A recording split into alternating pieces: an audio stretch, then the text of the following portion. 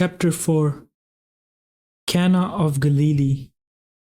It was very late by monastery rules when Alyosha came to the hermitage. The gatekeeper let him in by a special entrance. It had already struck 9, the hour of general rest and quiet. After such a troubled day for them all, Alyosha timidly opened the door and entered the elder's cell, where his coffin now stood. There was no one in the cell but Father Pesci, who was all alone reading the Gospel over the coffin, and the young novice Porphyry, who, worn out from the previous night's conversation and the day's commotion, slept a sound, young sleep on the floor in the next room. Father Pesci, though he had heard Alyosha come in, did not even look up at him. Alyosha turned to the right of the door, went to the corner, knelt, and began to pray. His soul was overflowing, but somehow vaguely, and no single sensation stood out, making itself felt too much. On the contrary, one followed another in a sort of slow and calm rotation. But there was sweetness in his heart, and strangely, Alyosha was not surprised at that. Again he saw this coffin before him, and this dead man, all covered up in it, who had been so precious to him, but in his soul there was none of that weeping, gnawing, tormenting pity that had been there earlier in the morning. Now as he entered, he fell down before the coffin as if it were a holy thing. But joy was shining in his mind and in his heart. The window of the cell was open. The air was fresh and rather cool. The smell must have become even worse if they decided to open the window, Alyosha thought. But even this thought about the putrid odor, which only recently has seemed to him so terrible and inglorious, did not now stir up any of his former anguish and indignation. He quietly began praying, but soon felt that he was praying almost mechanically. Fragments of thoughts flashed in his soul, catching fire like little stars and dying out at once to give way to others. Yet there reigned in his soul something whole, firm, assuaging, and he was conscious of it himself. He would ardently begin a prayer. He wanted so much to give thanks and to love, but having begun the prayer, he would suddenly pass to something else, lapse into thought and forget both his prayer and what had interrupted it. He tried listening to what Father Pesci was reading, but being very worn out, he began little by little to doze off. And the third day there was a marriage in Cana of Galilee, read Father Pesci, and the mother of Jesus was there, and both Jesus was called and his disciples to the marriage. Marriage? What was that marriage? Swept like a whirlwind through Alyosha's mind. There is happiness for her too. She went to the feast. No, she didn't take a knife. She didn't take a knife. That was only pathetic phrase. Well, one should forgive pathetic phrases. One must. Pathetic phrases ease the soul. Without them, men's grief would be too heavy. Rakitin walked off into the alley. As long as Rakitin thinks about his grudges, he will always walk off into some alley. But the road is wide, straight, bright, crystal, and the sun is at the end of it. Ah, what are they reading? And when they wanted wine, the mother of Jesus said into him. They said no wine, Alyosha overheard. Ah yes, I've been missing it, and I didn't want to miss it. I love that passage. It's Cana of Galilee, the first miracle. Ah, that miracle. Ah, that lovely miracle. Not grief, but men's joy. Christ visited when he worked his first miracle. He helped men's joy. He who loves man loves their joy. The dead man used to repeat it all the time. It was one of his main thoughts. One cannot live without joy, says Mitya. Yes, Mitya, all that is true and beautiful is always full of all forgiveness. That too he used to say. Jesus said into her, Woman, what have I to do with thee? Mine hour is not yet come. His mother said unto the servants, Whatsoever he said unto you, do it. Do it. Joy, the joy of some poor, very poor people. Why, of course they were poor, if there wasn't even enough wine for the wedding. Historians write that the people living around the lake of Gennesaret and in all those parts were the poorest people imaginable. And the other great heart of the other great being who was right there, too. His mother knew that he came down then not just for his heart an awful deed, but that his heart was also open to the simple, artless merrymaking of some uncouth but guileless beings who lovingly invited him to their poor marriage feast. Mine hour is not yet come, he says, quite a quiet smile. Indeed, was it to increase the wine at poor weddings that he came down to earth? Yet he went and did what she asked. Ah, he's reading again. Jesus sat into them, filled the water pots with water, and they filled them up to the brim. And he said unto them, Draw out now and bear into the governor of the feast. And they bare it. When the ruler of the feast had tasted the water that was made wine, and knew not to whence it was, the governor of the feast called the bridegroom and said unto him, Every man at the beginning doth set forth good wine, and when men have well drunk, then what which is worse?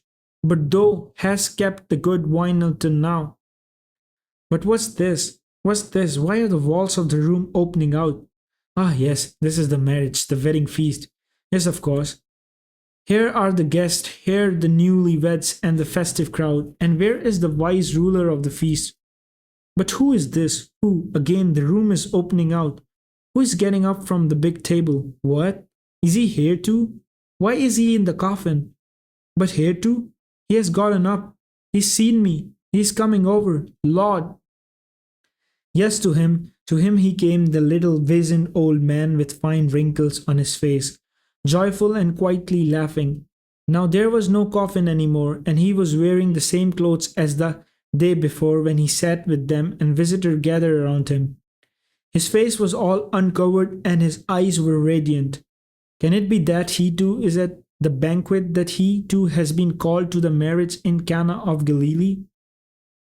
I too, my dear, I too have been called and chosen. The quite wise spoke over him. Why are you hiding here out of sight? Come and join us. His voice, the elder Josima's voice. How could it be anyone else since he was calling?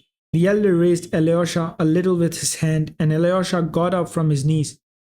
We are rejoicing, the little wizened man continued. We are drinking new wine, the wine of a new and great joy. See how many guests there are. Here are the bridegroom and the bride. Here is the wise ruler of the feast, tasting the new wine.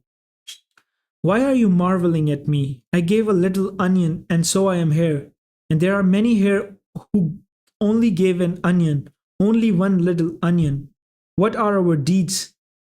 And you quite one, you, my meek boy. Today you too were able to give a little onion to a woman who hungered.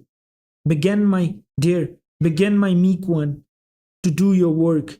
And do you see our son? Do you see him? I am afraid. I don't dare to look, whispered Alyosha. Do not be afraid of him. Awful is his greatness before us. Terrible is his loftiness, and yet he is boundlessly merciful. He became like us out of love, and he is rejoicing with us, transforming water into wine, that the joy of the guests may not end. He is waiting for new guests.